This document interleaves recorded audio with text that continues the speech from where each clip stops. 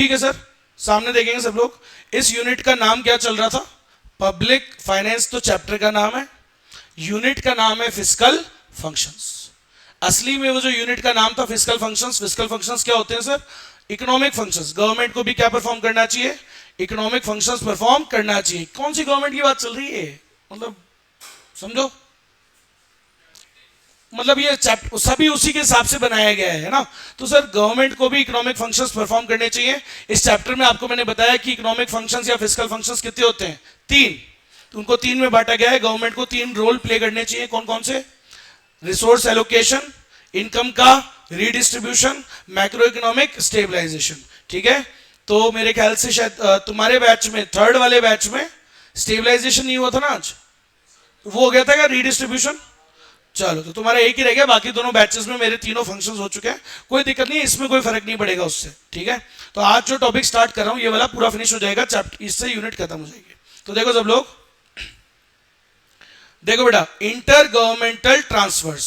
तो inter governmental transfer है ना, सुनना, इसका क्या मतलब है? एक वर्ड यहां इंट्रोड्यूस कर रहा हूं मैं आपको, आपके सामने, जिससे लोगों को थोड़ा डर लग जाता है। पहले ऐसा हैवी वर्ड लगता है, फिस्कल फेडरलिज्म। बोले और ये तो कोई खतरनाक ही वर्ड आ गया। अरे कुछ नहीं है इस वर्ड में। फिस्कल फेडरलिज्म मतलब क्या होता है? How to distribution of powers between the state and centre, this is called fiscal federalism.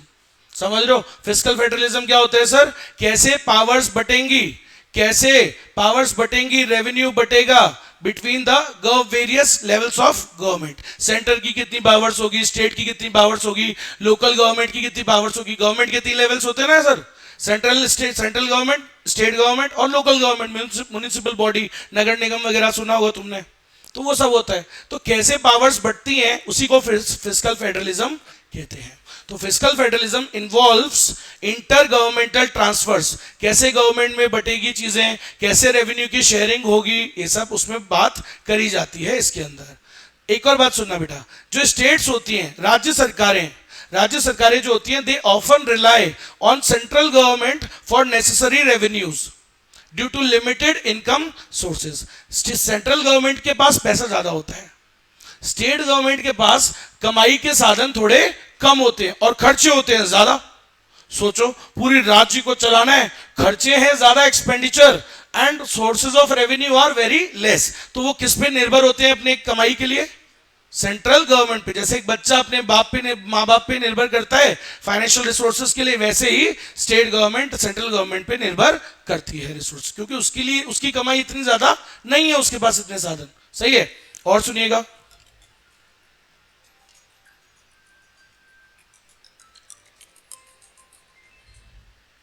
हाँ बेटा, hello hello hello hello hello, लो देखो देखो देखो, आज निकाल लेना इसका फोटो कॉपी, टाइम मिल जाए तो। हाँ भाई, द कॉन्स्टिट्यूशन नोट्स रखोगे तो क्या सामने रखने से भी अच्छा रहता है, अंडरलाइन कर पाते हैं। भेजे थे इसके कल? अच्छा अच्छा, वापस भेजूंगा, तो बढ़िया वाले भेजूंगा। मैंने क्या अभी आने वाले बैच के लिए एक नए बनवा रहा हूँ, वापस से इसको टाइप करवाया है, वापस से मतलब थोड़ा अच्छा कलरफुल थोड़ा बनवाया है, तो वो वाला फॉर्मेट भेज दूंगा। दोनों भेज दूंगा, जिसको जो कराना है वो करा लेना, सेम ही है। अभी भेज दूंगा, 2 सेकंड लगती है। लो देखो, चालू हो गई है, अगले बैच के लिए तैयारी हो उसकी ना, इसलिए देखो, द कॉन्स्टिट्यूशन। अब सुनिएगा, जो हमारा संविधान है, भारत का संविधान, अब भारत की बात हो रही है यहां पे। Now we are talking about Indian government, क्योंकि सर हर गवर्नमेंट की पावर्स तो अलग तरीके से डिस्ट्रीब्यूट होती है ना। अमेरिका में सिस्टम अलग है, हमारा सिस्टम अलग है। सही है? हाँ बेटा, फटाफट बताओ क्या कह रहे हो। हेलो हेलो हेलो हेलो, आवाज ही नहीं आ रही भाई, क्या हो गया? ऑनलाइन में आवाज नहीं आ रही क्या? सब आवाज आ रही है क्या बेटा? थम्स अप करना है एक बार सब लोग। नीचे तो आ रही है, फिर भी एक बार बता देंगे तो ठीक है। चलो सामने देखना बेटा सब लोग, जल्दी, अब टाइम वेस्ट नहीं कर पाएंगे, सामने देखो। तो एक और बात सुनना, हमारे देश में, इन इंडिया, जो भारत का संविधान है, उसके आर्टिकल 268 और 281 में क्या दिए गए हैं कि कैसे ये फाइनेंसेस बटेंगे among the states. How will these powers will be distributed, है ना, कैसे बटेगा वो रेवेन्यू एक्सपेंडिचर ये सब कैसे बटेगा स्टेट्स में, तो हमारे संविधान में दिया गया है। और एक अथॉरिटी बनाई गई है जिसको फाइनेंस कमीशन ऑफ इंडिया कहते हैं, वो डिसाइड करता है कैसे ये सब बटेगा। क्लियर है इतनी सी बात? अरे यार इतने कॉल्स कौन करता? हेलो, वीडियो नहीं आ रही है बेटा? आ रही है वीडियो तो। एक बार रुक जाओ, ये बच्चों से पूछता हूँ, बेटा ऑनलाइन एक बार बताना वीडियो आ रहा है क्या? आ रहा है बेटा, वीडियो आ रहा है इसमें तो सब थम्स अप कर रहे हैं। आपका चेक करना है एक बार, इंटरनेट है ना?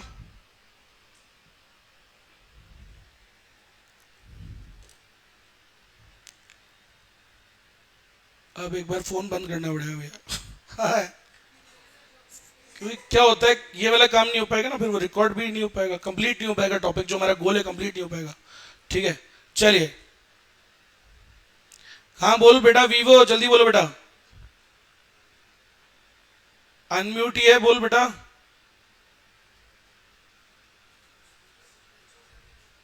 अरे मुंह से तो बोल।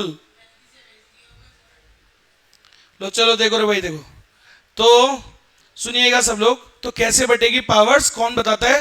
Finance commission of India. ठीक है, अभी आर्टिकल्स कई बार पूछते हैं, मैंने क्या था 268 से 281, तो बेटा याद करने हैं। कैसे याद करेंगे मैं आपको बताता हूं, 3 पार्ट्स में बांट के, देखो सामने देखो, याद करने हैं। The distribution of revenue between the union and the states कैसे बटेगा, आर्टिकल में दिया हुआ है। आर्टिकल 268 किससे रिलेटेड है? ये वो ड्यूटीज हैं which are levied by the union, जो लगाता कौन है? यूनियन गवर्नमेंट, एंड कलेक्ट कौन करता है? स्टेट्स। लगा कौन रहा है? Levied by union, collected by states. ठीक है, तो लगा रहा है कौन? ये वो ड्यूटीज टैक्सेस होते हैं जो लगाती है सेंट्रल गवर्नमेंट, लेकिन कलेक्शन की जिम्मेदारी किसकी है? कलेक्ट कौन करता है? स्टेट्स। ठीक है, collected and appropriated by the states, अपने हिसाब से बांटते हैं। 269 आर्टिकल ये क्या कहता है? Taxes levied and collected by the union but assign to the states. ये कलेक्ट कौन करता है? ये वो वाले टैक्सेस हैं, लगाता भी कौन है? सेंट्रल गवर्नमेंट, कलेक्ट भी वही करती है। कलेक्ट करने के बाद पैसा आ गया, फिर वो स्टेट्स में वो बांटती है। कौन बांट रही है? Central government. ऊपर वाला क्या था? वो ड्यूटीज जो लगाता कौन है? लगा रहा है सेंट्रल गवर्नमेंट, इंपोज उसने करी है, लेकिन कलेक्ट और अप्रोप्रिएट बांटेगा कौन? स्टेट्स बांटती है। समझ में आ गया? आर्टिकल 270 सुनना, these are the taxes levied and collected by the union and distributed between the union and the states। ठीक है, तो कौन कलेक्ट कर रहा है? लगा भी कौन रहा है? Union government. कलेक्ट भी कौन कर रहा है? Union government. बांट भी कौन रहा है? यूनियन गवर्नमेंट ही बांट रहा है between the union and the states. तीनों में फर्क है। पहला वाला क्या था? Taxes levied by central union government, collected and appropriated by states. Second क्या था? Taxes levied and collected by union government but assign to the states. अब क्या है? Taxes levied and collected by the union and distributed between, खुद का भी रखता है और उनको बाकी दे देता है। समझ में आया? खुद का भी शेयर रख के बाकी उनको दे देता है। ठीक है, तो ये भी याद रखना है। ठीक है, taxes collected and levied by the union, तो थोड़ा थोड़ा फर्क है सब में, ये वाला याद रखना। ठीक है, ऊपर है ड्यूटीज। अरे सिर्फ पहचानना है तुमको कि आर्टिकल 268 क्या था? ड्यूटीज के बारे में था, duties levied by the union. नीचे वाले दो टैक्सेस के बारे में, taxes levied and collected by union assign to the states. ठीक है, taxes levied by the and collected by union and distributed between the union and the states. 269 270 में क्या फर्क है? सिर्फ एक वर्ड का क्या फर्क है? हाईलाइट करूं, ये रहा ये word, between the union and the states. वहां पे क्या था? Assign to the. समझ में आ गया फर्क? सर क्या है 269 है कि कौन कौन से टैक्सेस जो है वो सेंट्रल गवर्नमेंट जो लगा रही है, levied and collected by the central government, और वो किस में बटेंगे?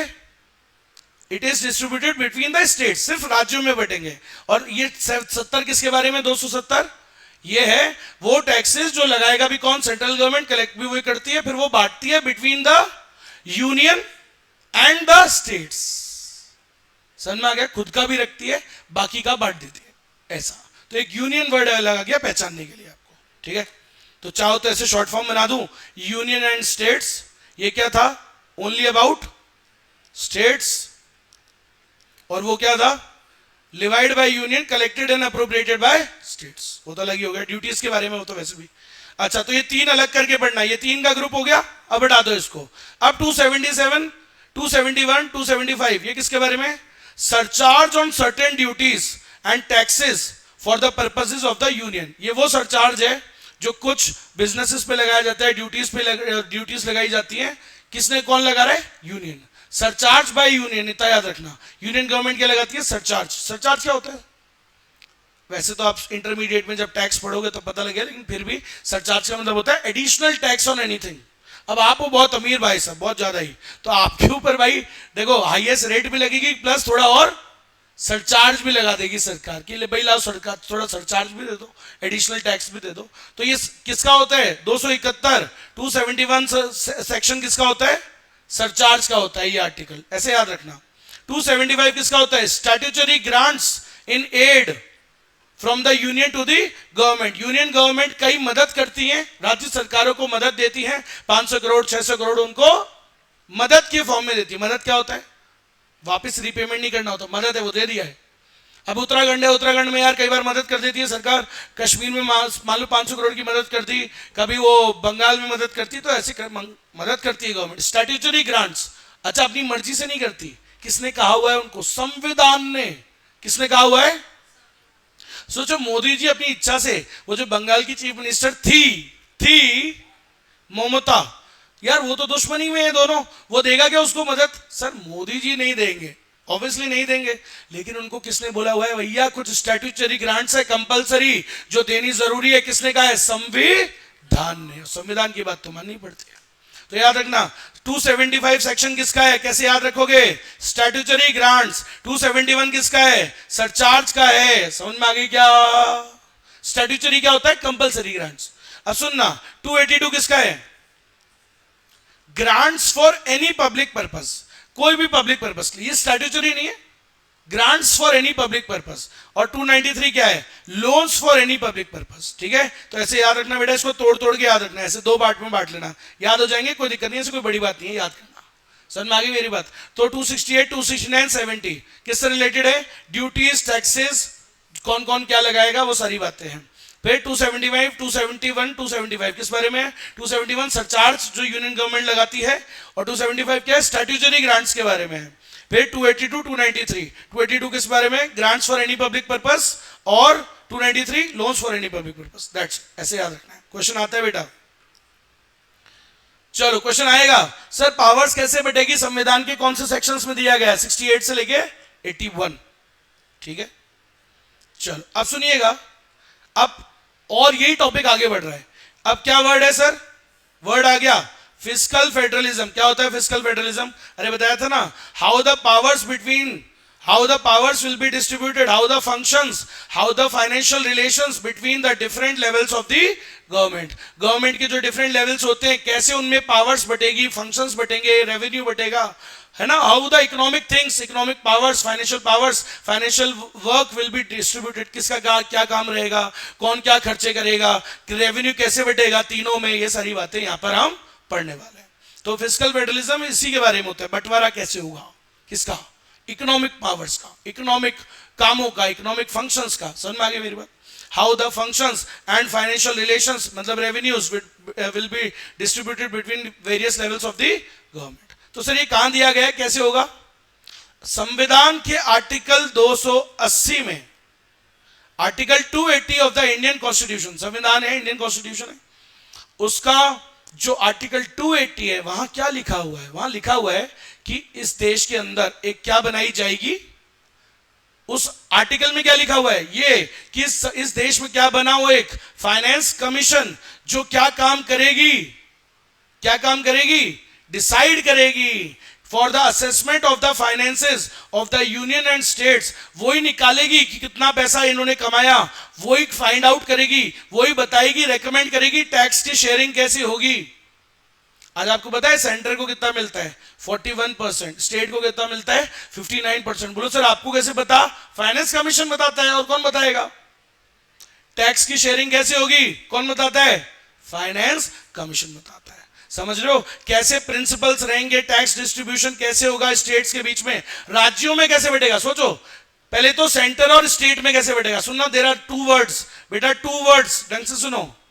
पहले तो टैक्स किस में बढ़ेगा, पहले तो टोटल टैक्स का असेसमेंट किया जाएगा, फाइनेंस कमीशन निकालेगा टोटल टैक्स का अमाउंट कितना हुआ, फिर वो ये बताएगा कि वर्टिकल इक्विटी कितनी है। वर्टिकल इक्विटी मतलब उसमें स्टेट्स का हिस्सा कितना और सेंटर का हिस्सा कितना, पहले ये बताएगा। फिर होता है हॉरिजॉन्टल इक्विटी। हॉरिजॉन्टल इक्विटी मतलब how it will be distributed among the states. फर्क समझ रहे हो? वर्टिकल इक्विटी मतलब टोटल टैक्स में सेंटर का हिस्सा कितना, अरे how the total tax will be distributed in centre and the state. Central government का कितना, स्टेट गवर्नमेंट का कितना। तो मैंने कितना बताया, सेंट्रल का कितना 41, स्टेट का कितना 59। अब वो जो 59 मतलब वो जो 59 है स्टेट्स में कैसे बांटोगे, ये क्या कहता है, वर्टिकल इक्विटी। तो इतना सा लाइन याद रखना है, दैट्स इट बेटा, एमसीक्यू आएगा, तुम्हें थोड़ी बांटने को बोल रहा है। समझ में आ गई मेरी बात? तो तुमसे पूछेगा वर्टिकल इक्विटी क्या होता है बताओ, अरे how the tax total revenue will be distributed in centre and the states, share of all state, centre और स्टेट में कैसे बढ़ेगा, चाहो तो ऐसे लिख लो, ठीक है। वर्टिकल इक्विटी क्या होता है, ऐसे याद रखना शॉर्ट फॉर्म, सेंटर और स्टेट में कैसे होगा डिस्ट्रीब्यूशन। और हॉरिजॉन्टल इक्विटी क्या होता है, बिटवीन द स्टेट्स, स्टेट में कैसे होगा, अमंग स्टेट्स। समझ में आ गया क्या, ऐसे याद रखना बेटा, ठीक है। ओके सर, ओके, आगे बढ़ते हैं।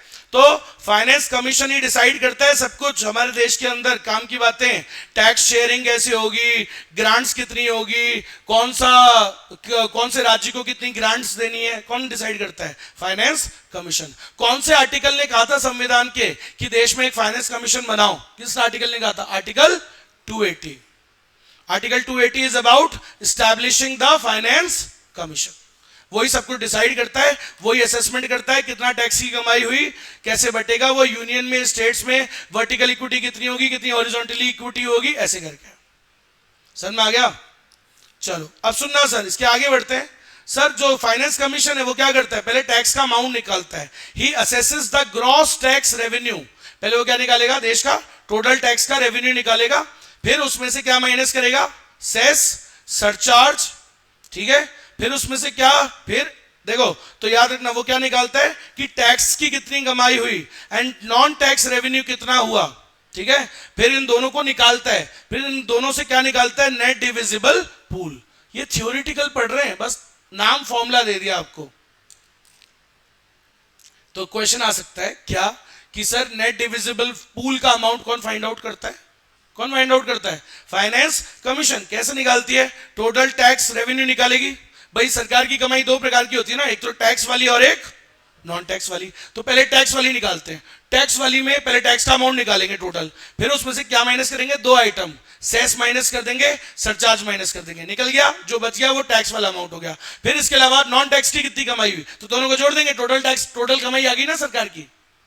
फिर इस टोटल कमाई को क्या करेंगे, बंटवारा। बंटवारे दो प्रकार के होते हैं, वर्टिकल इक्विटी और खत्म खत्म खत्म खत्म। बस ये रीड करना है, थ्योरेटिकल है, प्रैक्टिकल नहीं है। हाँ भाई, इधर अ कॉन्स्टिट्यूशनल अमेंडमेंट इन 2000, साल 2000 में एक अमेंडमेंट आया और उसने इस नेट डिविजिबल पूल के फॉर्मूले को थोड़ा बढ़ा दिया और क्या आ गया, it includes all central taxes. पहले इसमें कुछ टैक्सेस आते थे, कम आते थे, फिर उन्होंने इस पूल की स्कोप को बढ़ा दिया, सारे आ गए, फिर इसमें सारे आ गए। ऐसा इतना याद रखना। तो तुमसे पूछेगा अमेंडमेंट कब आया था, डिविजिबल पूल कब बढ़ा, 2000 में बढ़ा। समझ में आई मेरी बात? ठीक है सर। तो याद रखिएगा, द कमीशन डिसाइड्स व्हाट, यही फाइनेंस कमीशन ही तो डिसाइड करता है कि टोटल टैक्स में से सेंटर को कितना मिलेगा और स्टेट को कितना मिलेगा। इसको क्या बोलते हैं, वर्टिकल इक्विटी। फिर बोले यार फिर ये स्टेट्स में कैसे बैठेगा, वो क्या होता है, हॉरिजॉन्टल इक्विटी। बस समझ में आ गया? तो भाई टोटल आया अमाउंट, मान लो जो भी टोटल आएगा उसमें से पहला तो क्या रख लेगा, सेंटर रख लेगा 41%, रिमेनिंग किस में बांट देगा बेटा, 59। और मैं एक और बात बताऊं आपको, एक और बात बताऊं, अरे आपके भी घर में होता है, जैसे हमारे घर में भी होता है। अब मान लो मिठाई आई कैसे, लेट से प्रसाद आया बढ़िया, ठीक है। सबसे पहले मम्मी क्या करती है, सब में बांट देती है, पापा को दे दिया, मुझे दे दिया, बड़े भैया को दे दिया, फिर उसके बाद में फिर मम्मी वाले में से खुद के हिस्से में से भी हमको बांट देती है। तो ऐसे सेंट्रल गवर्नमेंट करती है। सेंट्रल गवर्नमेंट पहले टोटल टैक्स आया, उसमें से थोड़ा खुद का रखा और बाकी गवर्नमेंट में उन्होंने स्टेट्स में बांट दिया, फिर खुद के वाले का भी बंटवारा, क्योंकि सेंटर क्या ही करेगी, सेंटर को क्या मैनेज करना है, राज्य को ही तो मैनेज करना है। आप समझ गए सेंटर के तो कहने का मतलब, समझ गए ऐसा, वो सेंटर वाला फिर वो उसमें 41 वाला भी बढ़ जाता है। समझ में आया क्या? पहले मिठाई आई 10, तो मान लो 10 मिठाई आई, तो मम्मी ने तीनों को दे दी, दो दो दो दो, कितनी बची मम्मी के पास? 4, फिर मम्मी ने भी 4 में से भी बांट दिया हमको, तो ये क्या होता है? हॉरिजॉन्टल, मतलब ये बेसिकली ऐसे बढ़ता है, ऐसे। समझ में आ गया? तभी तो मैंने बोला मम्मी का एग्जाम्पल, इतनी दयावान वही होती है बस। चलो ठीक है। द कमीशन डिसाइड्स कि टोटल एनडीपी का कितना प्रतिशत स्टेट गवर्नमेंट को मिलेगा, कितना सेंटर को मिलेगा, वही तो डिसाइड करता है। समझ आई मेरी बात? चलो चलो, तो सर अभी लेटेस्ट क्या चल रहा है? लेटेस्ट चल रहा है 41 और 59, बदलते भी रहता है। अरे जीवन भर यही चलता रहेगा क्या? मे बी फ्यूचर में बदल सकती है ये इक्वेशंस, हो सकता है कि नहीं? तो याद रखना बेटा, अभी किसकी बातें फॉलो हो रही हैं? 15th फाइनेंशियल कमीशन, 15वीं चल रही है, 15वीं। अभी करंट में कौन सी चल रही है? 15वीं फाइनेंस कमीशन। कब बनी थी सर? 27 नवंबर 2017 को बनाई गई थी। 5 साल के लिए बनाई जाती है। 17 से 21 का इसका कार्यकाल था, लेकिन मोदी जी को काम अच्छा लगा, उन्होंने इसको कैरी फॉरवर्ड कर दिया फॉर 21 से 26 ऑल्सो। आगे बात समझ में होता है? मोदी जी का भाई साहब एक अच्छा टैलेंट है, अगर उन्हें किसी का काम अच्छा लगता है तो उसको कोशिश करते हैं या तो उसको अपनी टीम में भी ले लें और उसका कार्यकाल और उसको लंबा चलाते भी हैं। ऐसा बहुत बार हुआ है। अभी हमारे देश के जो वो है फॉरेन मिनिस्टर, कौन है? एस जयशंकर। वो क्या थे? जब मोदी जी की पहली बार सरकार बनी थी, वॉज द डिप्लोमेट, आईएफएस थे उस समय, सरकारी नौकरी में थे, यूपीएससी वाले जो सिविल सर्वेंट थे, बट उनका काम इतना अच्छा लगा, कैबिनेट सेक्रेटरी थे वो। जो क्या होता है आईएएस के अंदर promotion promotion promotion, top level होता है कैबिनेट सेक्रेटरी, उसके बाद खत्म हो जाती है नौकरी, हाईएस्ट लेवल होता है। तो वो हाईएस्ट लेवल पे पहुंच गए थे, काम इतना अच्छा लगा, मोदी जी ने उनको क्या बोला? बोले छोड़ो अब नौकरी, हो गया टाइम, अब आ जाओ बीजेपी में शामिल हो जाओ, बना लिया। ऐसी अभी एक और है जिनको अभी उन्होंने शामिल किया है उसके अंदर, तो ऐसे करके करते रहते हो। जो अच्छा बंदा है उसको तो करेंगे ना, अच्छा लगता है काम, समझ में? तो ऐसी फाइनेंस कमीशन है। फाइनेंस कमीशन कब बनी थी? 15वीं। 15 फाइनेंस कमीशन कब आई थी बोलो? 2017 में। 17 से 21 के लिए आई थी, 17, 18, 19, 20, 21, 5 साल हो गए। फिर 21 काम अच्छा लगा तो उसको 21 से 26 के लिए भी फॉरवर्ड कर लिया। समझ में आ गई मेरी बात? और 15 फाइनेंस कमीशन ने क्या शेयरिंग दी थी बोलो? क्वेश्चन आएगा। According to 15 financial commission, what was the tax sharing percentage? 41% to centre and 59 to states. आ गया? क्वेश्चन आता है बेटा ये। इसके अलावा अब सुनिएगा, 41% किसके हिस्से आती है बेटा? सेंटर के, और स्टेट्स के हिस्से कितनी आती है? उल्टा बोल दिया क्या मैंने? नहीं उल्टा बोल दिया ना। recommended that states receive 41% of the central taxes। उल्टा बोल दिया क्या? आप कोई बात नहीं, ऐसे क्या कर रहे हो, दिल पे क्या ले रहे हो? तो 41% कौन रखेगा? अरे 41% स्टेट्स, अरे states will receive 41% of the central taxes. 59 कौन रख देगा? वो भी, लेकिन मैंने क्या कहा, किस में बढ़ जाता है? उसी में। तो इसको थोड़ा सा करेक्ट कर लो यार, ऐसे क्या कर रहे हो, भूल जाता हूं मैं। हाँ भाई, तो ये कितना हो गया? अरे सेंटर कितना रखेगा? 59%। ये कितना हो गया? 41%। ठीक है, तो फिर मैं तो कह रहा हूं ना, ये 59 भी किस में बढ़ता है? उन्हीं में बढ़ता है। वो क्या करेगी सेंट्रल गवर्नमेंट रख के? तो it is distributed among the states only. ठीक है, तो याद रखिएगा, tax sharing 41% of the central taxes किसको मिलेगा? स्टेट गवर्नमेंट को, बाकी वो खुद रखेगी। अब सुनना, इसके अलावा उसके अलावा सेकंड नंबर पे सुनो, 2 नंबर क्यों डाला मैंने उधर? क्योंकि उसको 2 नंबर पे पढ़ो। अब सुनना सर, स्टेट्स में कैसे बांटोगे? सर आपने देखो, स्टेट्स में पहले तो किस में बढ़ा? मान लो टैक्स हुआ जितना भी हुआ, उसमें से थोड़ा 41% स्टेट्स को दे दिया, 59 सेंट्रल गवर्नमेंट ने रख लिया। अब सर ये जो 59 है, ये भी कैसे बांटता है? वो कोई तो क्राइटेरिया यूज करता होगा। तो शॉर्ट फॉर्म बता रहा हूं बेटा, कैसे याद रखोगे? क्या क्राइटेरिया यूज करती है सरकार? जिसको बोलते हैं आईपैड एफटीएफ। क्या बोलते हैं बेटा? IPad FTF. देखो राज्यों में किसको ज्यादा मिलेगा यार? सर बहुत सारे क्राइटेरिया हैं, सोचो। जिसमें इनकम का क्राइटेरिया है, सर जिसकी इनकम ज्यादा, सोचो यार, जो ज्यादा योगदान कर रहा है उसको ज्यादा मिलेगा, तो सही। महाराष्ट्र, इसको बोलते हैं आई मतलब इनकम डिस्टेंस। इनकम डिस्टेंस एक चीज होती है, बता तो सकता हूं मैं लेकिन थोड़ी देर में बताऊंगा एंड पे, ठीक है। क्या होता है, एक्स्ट्रा है, वो सिर्फ एक्स्ट्रा नॉलेज है, तुम्हारे कोर्स के लिए जरूरी नहीं है, तो आपको सिर्फ नाम याद रखना है। तो सरकार क्या क्राइटेरिया यूज करती है स्टेट्स में बांटने के लिए? सर इनकम डिस्टेंस, पी मतलब क्या होता है, पॉपुलेशन, पॉपुलेशन भी देखी जाती है। अगर एक बार बताओ, अरुणाचल प्रदेश की पॉपुलेशन कम है, यूपी की ज्यादा है, किसको ज्यादा मिलेगा? तो उस क्राइटेरिया से यूपी को ज्यादा मिलेगा, सही है, होता है ना, समझ लो। आईपैड, ए क्या हो गया, एरिया भी देखा जाता है सर, समझ लो। डी मतलब डेमोग्राफिक फैक्टर्स, लोग कैसे वहां पे पढ़े लिखे हैं, कैसी कैरेक्टरिस्टिक्स है, ये भी देखा जाता है। क्या infant mortality rate, death ratio, ये सारी चीजें देखी जाती है। एफ टी एफ क्या होता है सर? एफ मतलब फॉरेस्ट कैसा है, समझ लो, बंजर वंजर तो नहीं है, वैसा तो नहीं है, फॉरेस्ट, इकोलॉजी, एनवायरमेंट कैसा है। एफ टी, टी मतलब tax and fiscal efforts. Tax और फिस्कल एफर्ट मतलब उस राज्य का योगदान, टैक्स में कितना कंट्रीब्यूशन है। अब आप एक बार बताओ, सबसे ज्यादा हाईएस्ट इनकम किसकी होती है हमारे देश में? महाराष्ट्र की। तो टैक्स का योगदान भी किससे सबसे ज्यादा आता है? महाराष्ट्र। तो उस क्राइटेरिया के हिसाब से किसको ज्यादा मिलेगा? महाराष्ट्र को। समझ गए कहने का मतलब, लॉजिक समझ गया ना। तो ये सारे क्राइटेरिया सरकार यूज करती है, शॉर्ट फॉर्म याद रखना, आईपैड एफटीएफ। आई मतलब इनकम डिस्टेंस, पी मतलब पॉपुलेशन, ए मतलब एरिया, डी मतलब डेमोग्राफी, एफ मतलब फॉरेस्ट, टी मतलब टैक्स एंड एफ मतलब फिस्कल एफर्ट। खत्म। आ जाओ next next next. Introduction of GST. Sir GST कब आया हमारे देश के अंदर? जल्दी से बोल दो sir. GST was introduced in July 2017। GST का फुल फॉर्म क्या होता है? Goods and service taxes.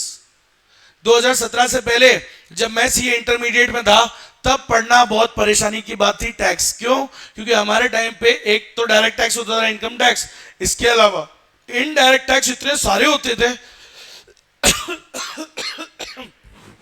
सालों को याद करना मुश्किल हो जाता था, समझ रहे हो। तो लेकिन उसके बाद 2017 में सरकार ने क्या किया कि सारे इनडायरेक्ट टैक्सेस को खत्म करके, एबॉलिश करके, फिर उन्होंने एक कॉमन एक टैक्स बना दिया जिसको क्या बोलते हैं? GST, goods and service taxes. अब सुनना मेरी बात, इसमें क्या थोड़ा समझाना पड़ता है। तो क्या होता है जीएसटी? देखो एक बात बताता हूं, जीएसटी क्या होता है? गुड्स और सर्विसेज पे लगता है। एक इनडायरेक्ट प्रकार का टैक्स होता है जो गुड्स के बनने पे और बेचने पे लगता है, on the purchase and sale of the goods. Customer purchase करता है तो क्या देता है? जीएसटी। कौन सेल कर रहा है? कंपनी, दुकानदार बेच रहा है, मतलब जो भी है कंपनी बेचती है, कंपनी की सेल्स हो रही है, कंपनी के उसके ऊपर क्या देना होता है? जीएसटी, सरकार को। लेकिन वो कंपनी अपना बर्डन किस पे शिफ्ट कर देती है? कस्टमर पे। सही है। आज हमको जीएसटी देना है तो हम सेल कर रहे हैं इसलिए देना है, हम अपनी सर्विसेज बेच रहे हैं, लेकिन हम कस्टमर से उसका जीएसटी, अपना बर्डन कस्टमर पे शिफ्ट कर देते हैं। तो कस्टमर से लेके किसको देते हैं? अरे किसको देते हैं? सरकार को देते हैं। तो ये होता है जीएसटी। अब सुनना, इसमें क्या है, अब वही वाली बात है, पुराने वाले टैक्सेस तो हो गए खत्म, अब जीएसटी है। जीएसटी जब हमारे देश में आया, असली में it was the idea of Manmohan Singh ji, MMS, है ना, हमारे देश के प्रधानमंत्री थे एमएमएस, मनमोहन सिंह जी। उनका एक्चुअल आइडिया था ये। ही वाज अ ग्रेट, बहुत बड़े, देखो विद्वान थे, बट बात ये थी विद्वान बहुत बड़े थे बट लीडर कमजोर थे। क्या होता है आदमी में, देखो कई टैलेंट्स होते हैं लेकिन लीडरशिप का टैलेंट नहीं था। वो थोड़े, उनकी पर्सनैलिटी थोड़ी डरने वाली थी, डर मतलब ज्यादा डर जाते थे, घबरा जाते थे, समझ रहे हो। तो he was not a big leader, he was a great knowledgeable person. He was the finance minister of India जब हमारे देश का क्या हुआ था, एलपीजी इकोनॉमिक रिफॉर्म्स आए थे 1991 में। He was the finance minister. He basically formed all the policies, सब कुछ बनाया, सिस्टम सेट किया। इतना बड़ा आदमी उसके पीछे था। But he was a great foreign minister but a bad prime minister. क्यों? क्योंकि प्राइम मिनिस्टर को डायनेमिक होना पड़ता है, फैसले लेने पड़ते हैं बिना डरे। वो तो जब भी सोनिया गांधी मतलब जो उनकी पार्टी की जो लीडर थी, सोनिया गांधी की आती तो प्राइम मिनिस्टर कुर्सी छोड़ देता था। वो कुर्सी छोड़ देते थे उनके लिए, बोला आओ आप बैठो। ऐसे थोड़ी होता है, नहीं, तो गलत बात है। जैसे आपने सुना होगा कि एक वो औरंगजेब था, औरंगजेब और वो था ना, नहीं, अकबर छोटा था। तो जब अकबर छोटा था तो उसकी माँ ने, जब तक उसका बाप तो मर गया था, तो अकबर के जो माँ थी उन्होंने किसी और को वो बना दिया था, मीर कासिम कुछ नाम था जो भी था, गैस। तो उसको बना दिया था कि यार जब तक ये बड़ा नहीं होगा तब तक आप संभालोगे बस। ठीक है, तो वैसे ही एक तरीके से इन्होंने इनको बनाया, किसको, मनमोहन सिंह जी को, कि भाई जब तक मेरा बच्चा बड़ा नहीं होता है तब तक आप बस ये गद्दी संभालोगे। तो एक he was a basically nominal leader, नाम मात्र के लीडर थे, असली में वो खुद के डायनामिक डिसीजंस ले ही नहीं रहे थे। इसलिए that's why I have said he was a bad prime minister but a very good finance minister of India. He was a great thinker, great think tank, but क्या है, एज अ लीडर वाली जो quality होती है वो उनमें नहीं थी। समझ रहे हो मेरी बात? तो याद रखिएगा सब लोग। तो मैं ये क्यों बोल रहा हूं, आइडिया वॉज हिज बट वो नहीं ला पाए, बट कौन लेके आ गया, सर आइडिया अच्छा है तो क्यों नहीं लाएंगे, कौन लिया है, नरेंद्र मोदी जी ने उसको क्या करा लिया, लागू करवा लिया। और अब सुनना इससे प्रॉब्लम क्या हुई, प्रॉब्लम मतलब ऐसे देखो, देश के लिए तो अच्छी बात थी, बट कुछ स्टेट्स की कमाई क्या हो गई, कम, क्योंकि इसके नए रूल्स आए। इसकी वजह से कई राज्यों की इनकम पे धक्का लगा, और जब किसी की इनकम पे चोट होती है तो उसको चिड़न मचती है। होएगी यार, आज मान लो मेरी कोई इनकम है, मेरी किसी जगह से इनकम आ रही है, लेकिन उस इनकम पे कोई चोट मार रहा है, समझ लो मेरी बात। अब यार मतलब मेरे को धक्का लग रहा है, वहां से मेरी इनकम कम हो गई उनकी वजह से, तो यार बुरा तो लगेगा ही। तो ऐसे ही कई स्टेट्स की इनकम क्या हो गई, कम हो गई। सो बेसिकली ऐसा हुआ। तो लेकिन सुप्रीम कोर्ट ने फिर क्या कहा उस चीज के अंदर, जो गवर्नमेंट है उनको ये निर्देश दिया, इंस्ट्रक्शंस दिए कि जिन जिन राज्य सरकारों को इसकी वजह से लॉस हो रहा है उसको आप क्या करो, कंपनसेट। और ठीक है, मोदी जी ने भी अग्री किया, समझ लो। तो सुनिएगा, इसके लिए एक जीएसटी काउंसिल बनाएगी। उस जीएसटी काउंसिल ने क्या कहा मोदी जी को कि भाई जिन जिन राज्यों को इसकी वजह से कमी आई है उनकी इनकम में, तो वो कैसे चला पाएंगे अपने राज्य को, तो इसके लिए आपको सेंटर को उसे क्या करना चाहिए, कंपनसेट करना चाहिए। तो ठीक है, मोदी जी ने बोल दिया, अग्री कर दिया, बोला ठीक है हम कंपनसेट करेंगे आने वाले 5 साल, जो भी इनको कोई भी हमारी तरफ हमारी वजह से जीएसटी के आने के कारण जो भी इनको नुकसान हुआ है तो we will compensate for it.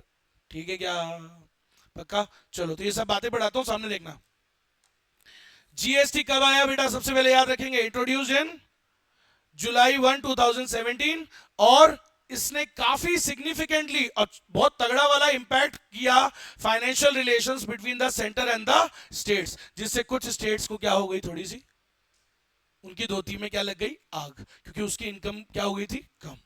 भाई जीएसटी के आने से पहले they used to have lot of income, उनकी इनकम बहुत ज्यादा थी, बट जीएसटी के आने के बाद उनकी इनकम में गिरावट आ गई, तो ऑब्वियसली सर थोड़ा तो नाराजगी आई।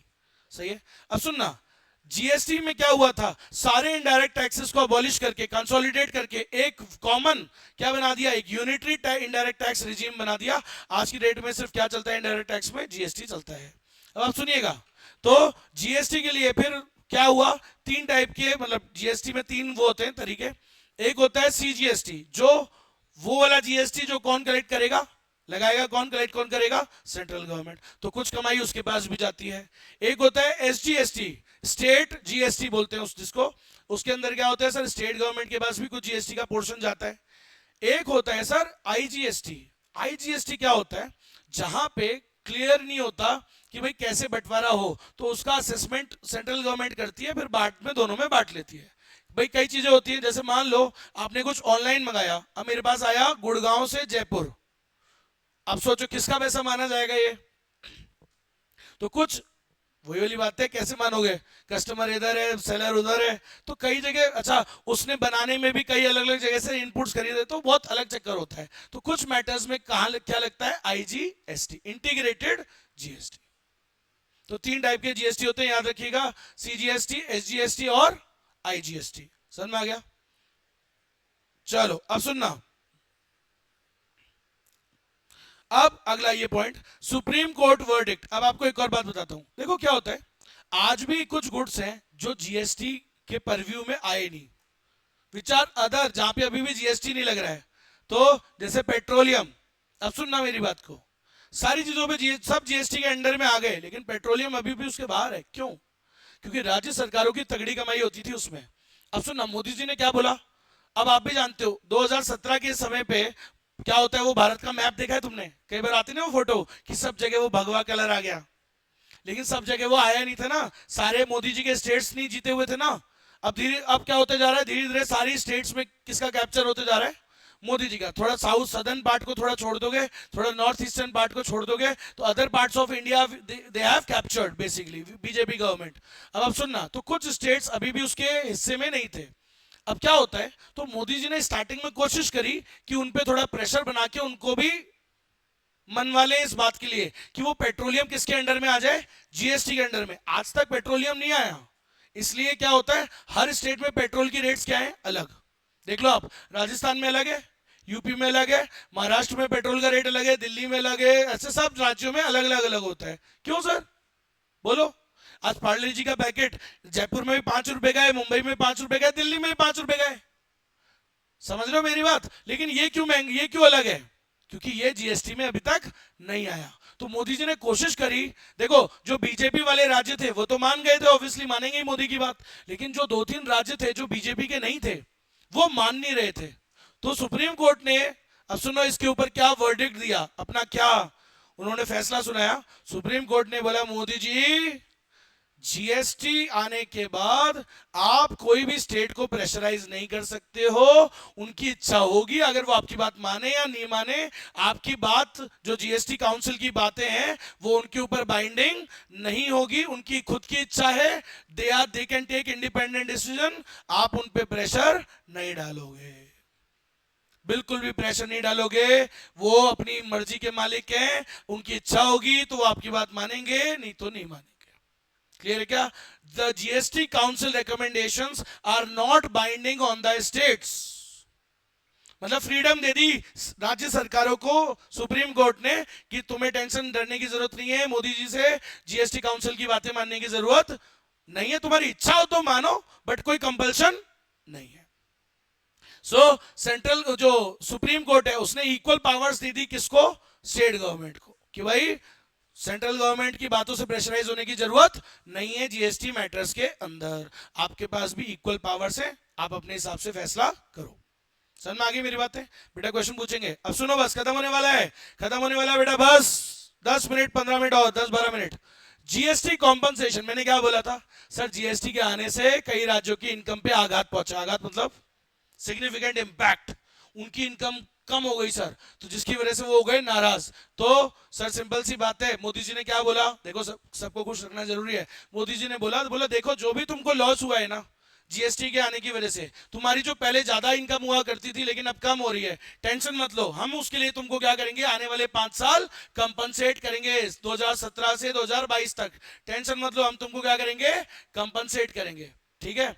और मैं आपको ये भी बता दूं 2022 तक का वादा था, लेकिन उन्होंने इस वादे को और आगे तक कैरी फॉरवर्ड कर दिया, आगे भी अभी भी क्या कर रहे हैं, वो कंपनसेट कर रहे हैं। भाई ऑब्वियसली कई राज्यों को उसकी इनकम जीएसटी की वजह से क्या हुआ, उनकी इनकम में डाउनफॉल आया, तो मोदी जी ने बोला हम टेंशन मत लो, हम आपको कंपनसेट करेंगे for all the losses because of GST. समझ में आया? तो कौन कौन से राज्य हैं जिनको आज मोदी जी कंपनसेट करते हैं जीएसटी के अंदर, तो शॉर्ट फॉर्म में याद रखिएगा बेटा 5 राज्य हैं, MKGTP, MKGTP, बोलो मेरे साथ, बोलो MKGTP। एम क्या है, महाराष्ट्र, के क्या है, कर्नाटक, जी मतलब गुजरात, टी मतलब तमिलनाडु, पी मतलब पंजाब। तो इन 5 राज्यों को कौन कंपनसेट करते हैं, इनको क्या मिलता है, जीएसटी कॉम्पनसेशन। और एक और बात याद रखिएगा, इट वाज ओनली, देखो इनिशिएट किया गया था, सिर्फ 5 साल देने के लिए वादा किया गया था, but it was extended beyond, वो और ज्यादा उसको एक्सटेंड किया गया 5 साल के बाद, अभी तक भी क्या दे रहे हैं, जीएसटी कॉम्पनसेशन। समझ में आ गई मेरी बात? पक्का? अरे बोले यस और नो। अमाउंट याद करने की जरूरत नहीं है कितना कॉम्पनसेशन गया, लेकिन फिर भी आइडिया रखना हल्का सा। समझो 1,15,662 करोड़, 1 लाख करोड़ से ज्यादा का क्या दिया है, GST compensation to the states, उनकी इनकम में जो भी गिरावट आई उसके लिए जीएसटी मतलब गवर्नमेंट ने क्या किया, सेंट्रल गवर्नमेंट ने उनको कंपनसेट किया है। किन किन राज्यों को मिलता है, MKGTP। अच्छा एक बात ऊपर की रह गई, वो जल्दी जल्दी में ऊपर वाले पॉइंट पे, 3rd नंबर वाली बात, 1% एडिशनल किसको मिलता है बेटा, सेंट्रल गवर्नमेंट जो टैक्सेस देती है 1% ज्यादा किसको देती है, union, newly formed union territory, जो अभी नई नई कुछ यूनियन टेरिटरी बनी है ना, सुना है आपने, अरे कुछ नई नई यूनियन टेरिटरी बनी, जम्मू कश्मीर को यूनियन टेरिटरी बना दिया, पहले स्टेट था, तो मतलब उन्होंने ऐसे करके बना दिया, तो जो जो नई नई यूनियन टेरिटरीज हैं उनको एडिशनल 1% मिलता है टैक्स में से। समझ में आ गया? तो जैसे जम्मू कश्मीर और लद्दाख, समझ में आ गया, ये बात याद रखना है ना, भूलना मत। अच्छा अब बात करते हैं, बस खत्म होने वाला है बेटा, इतनी सी लाइन है, दैट्स इट। एक्सपेंडिचर डिसेंट्रलाइजेशन मतलब डिसेंट्रलाइजेशन याद है, बीएसटी में पढ़ा होगा आपने, चैप्टर नंबर 5 ऑर्गेनाइजिंग। ऑर्गेनाइजिंग में होता है, ऑर्गेनाइजिंग में एक पढ़ाया होगा सेंट्रलाइजेशन, एक होता है डिसेंट्रलाइजेशन। तो सेंट्रलाइजेशन क्या होता है? सारी पावर्स, अथॉरिटी टॉप लेवल पे पर रखना, इकट्ठी रखना, नीचे ना बांटना। लेकिन सर ये देश ऐसे थोड़ी चलेगा, यहाँ तो क्या करना पड़ेगा? डिसेंट्रलाइजेशन। आपको पावर्स को बांटना पड़ेगा, सारी पावर अपने पास ही थोड़ी रख सकते हो, सही है क्या? तो आज सारी पावर्स बढ़ती हैं, टैक्स भी बढ़ता है, आप देख ही रहे हो। तो ऐसे एक्सपेंडिचर का भी बंटवारा होता है। सुनना, तो कौन से खर्चे राज्य सरकार करेगी, कौन से खर्चे स्टेट गवर्नमेंट करेगा, कौन से खर्चे, वो तो सेम ही होता है, कौन से खर्चे सेंट्रल गवर्नमेंट करेगी, कौन से खर्चे स्टेट गवर्नमेंट करेगी, और कौन से खर्चे लोकल सेल्फ गवर्नमेंट करेगी। तुम्हारे घरों के आसपास नालियां बंद है, मान लो तुम्हारे घर का सीवर लाइन खराब चल रहा है, पानी का कनेक्शन काम नहीं कर रहा है, अरे मोदी जी को टैग करोगे क्या यार? पागल हो गया बिल्कुल ही। किसको टैग करोगे? लोकल गवर्नमेंट का है वो काम। सैनिटेशन, सर वो कचरे वाला कचरा लेने नहीं आ रहा है, स्वच्छ भारत का इरादा कर लिया हमने, वो आ नहीं रहा सर वो गाड़ी में वो कचरा लेने, किसको शिकायत करो? मोदी जी को टैग करोगे क्या? किसको करो? लोकल गवर्नमेंट को, वो उसके दायरे के अंदर आता है, समझ रहे हो? अभी वो थोड़े टाइम पहले कुछ खोपड़ी के लोग क्या कर रहे थे? अनशन कर रहे थे मोदी जी के खिलाफ। कौन सा वो क्या नाम है, फार्मर का प्रोटेस्ट हुआ था जो, समझ रहे हो? अब यार मोदी के खिलाफ नारे लग रहे थे। अरुण बावली पूछ को कोई बताए कि एग्रीकल्चर मोदी जी के हिस्से का टॉपिक ही नहीं है, it comes under the state list. किसका टॉपिक है वो? स्टेट लिस्ट का। गलत जगह प्रदर्शन करते हैं बावड़ी पूछ। अभी वो सीजेपी वाले कर रहे हैं, वो लीव, वो भयंकर लीड है वो तो।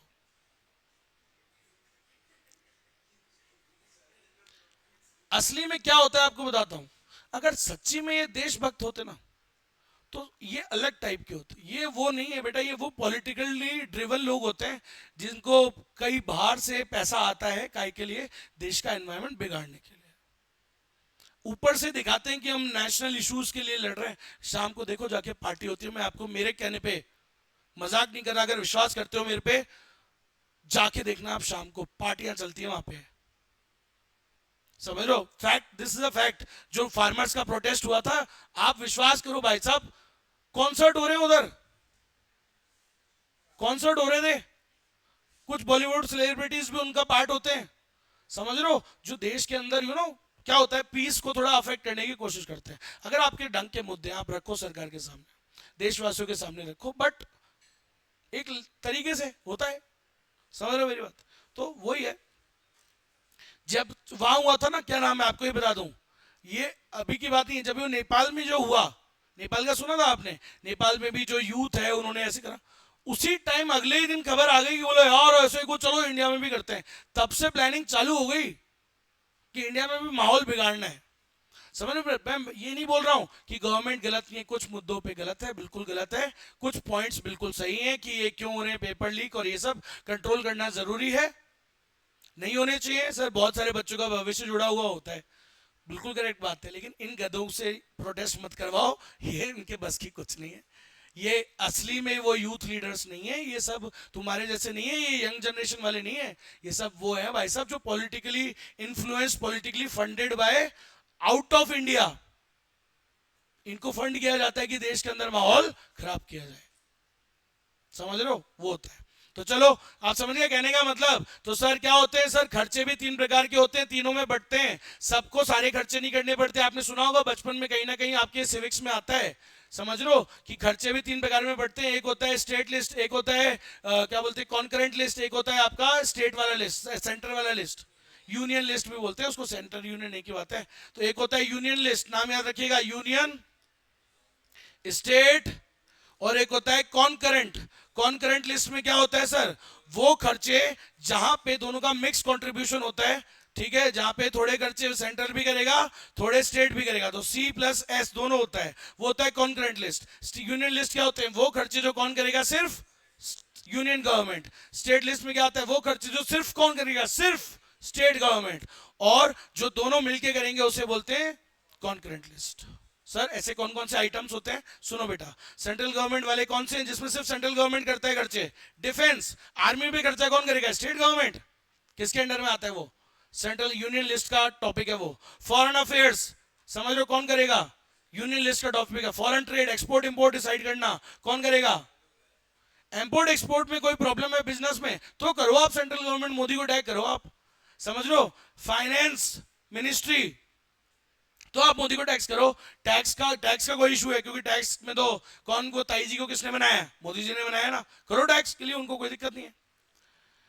ट्रांसपोर्टेशन, रेलवे, कम्युनिकेशन, टेलीकॉम, ये सब मिनिस्ट्री किसके अंडर आती है बेटा, सबके खर्चे कौन करता है, सेंट्रल गवर्नमेंट। इसके अलावा और भी नाम लिखे मैंने, exchange management, money and banking कौन डिसाइड करता है, सेंट्रल गवर्नमेंट। अब सुनना, स्टेट गवर्नमेंट के हिस्से में कौन कौन से खर्चे आते हैं, एग्रीकल्चर को कितनी सब्सिडी देनी है, कितना, आपको बताता हूं, सेंट्रल गवर्नमेंट टैक्स नहीं लगा सकता कभी भी, किस पे, एग्रीकल्चर पे। तो मोदी के खिलाफ क्यों कर रहे हो नारेबाजी, स्टेट गवर्नमेंट लगा सकती है, स्टेट के पास पावर है, they can put taxes on agriculture, but central government can not put taxes on agriculture. Industry, social service, health, education, school, college, अस्पताल, पुलिस, ये सब स्टेट का इंफ्रास्ट्रक्चर, लोकल रोड्स बनाना किसकी जिम्मेदारी है, राज्य सरकार की जिम्मेदारी है। भजन लाल जी को करो टैग, गड्ढे दिख रहे हैं तो, समझ लो, भजन लाल जी को करो, लोकल म्युनिसिपल पार्षद को करो, तुम्हारे गली में कोई दिक्कत हो रही है तो, आसपास रहने वाले तुम्हारे घर के आसपास एनवायरनमेंट में कुछ गड़बड़ चल रही है तो उनको करो टैग, लोकल गवर्नमेंट को करो, स्टेट गवर्नमेंट को करो, कहां मोदी जी को टैग करो, उनके हिस्से का वो टॉपिक ही नहीं है। समझ में आ गया। लोकल गवर्नमेंट कौन होता है, जो आपके आसपास म्युनिसिपैलिटी पंचायती होती है, पंचायत होती है। तो वाटर सप्लाई की, मैंने कहा था ना, पानी से रिलेटेड कोई इशू है, पानी नहीं आ रहा 4 दिन हो गए, उसको करो टैग, उसको बोलो। सैनिटेशन, नदी नाले या नालियां अच्छी नहीं चल रही, साफ सफाई उनकी रख रखाव नहीं हो रहा, लोकल रोड्स अच्छी नहीं है, गली की रोड बनवानी है, अपने पार्षद को जाके बोलो। समझ में आई मेरी बात। इलेक्ट्रिसिटी नहीं आ रही, बिजली नहीं आ रही, तो वो सब उनको बोलो। अरे आ रही की बात समझ में। तो ऐसे खर्चे भी बटते हैं तीनों के अंदर। कुछ खर्चे किसके हिस्से के, यूनियन लिस्ट, जो सिर्फ कौन करेगा, यूनियन गवर्नमेंट। कुछ खर्चे किसके हिस्से के, स्टेट गवर्नमेंट, जो वो सिर्फ स्टेट गवर्नमेंट करेगी। कुछ जिसमें दोनों आते हैं उसे क्या बोलते हैं, कॉन्करेंट लिस्ट। बोलो समझ में आया क्या।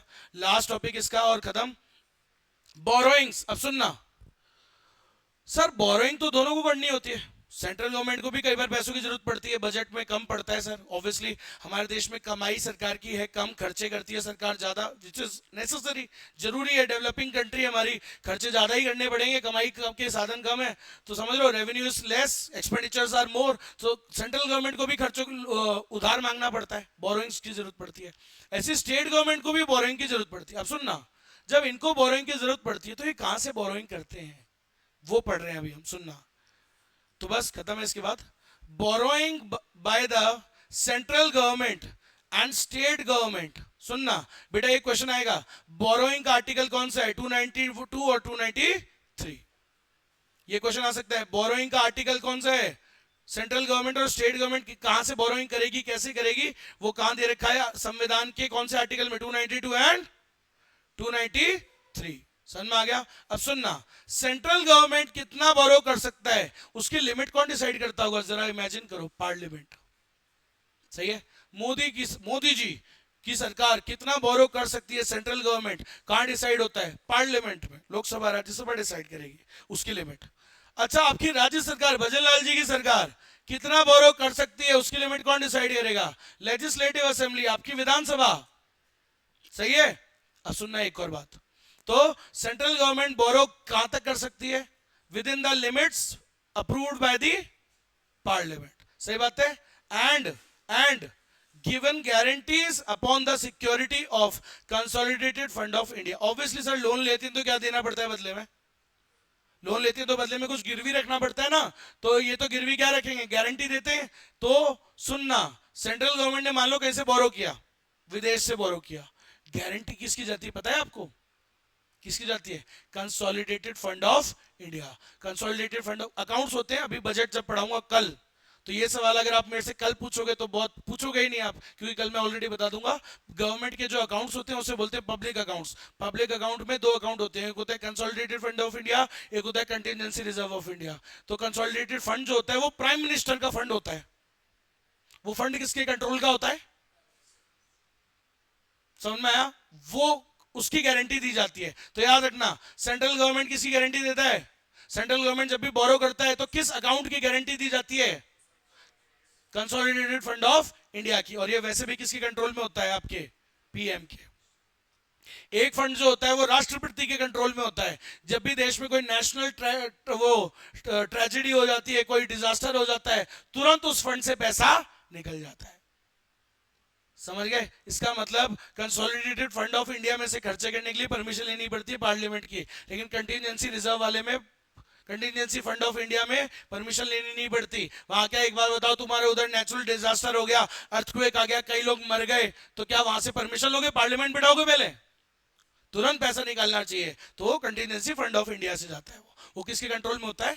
प्रेसिडेंट। खैर अभी उसकी बात नहीं चल रही, तो याद रखिएगा सेंट्रल गवर्नमेंट की लिमिट कितनी होगी बोरो करने की, कौन डिसाइड करता है? पार्लियामेंट।